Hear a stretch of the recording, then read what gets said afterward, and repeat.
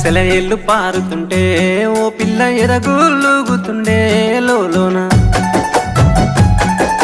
నదులన్నీ కలిసినట్టు పిల్లగా నవ్వెంత బాగున్నది నీలోన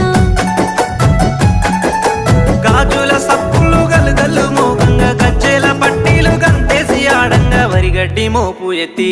ఓ పిల్ల వయ్యారి నడుము పవే ఈ వేళ సిగ్గు సింగ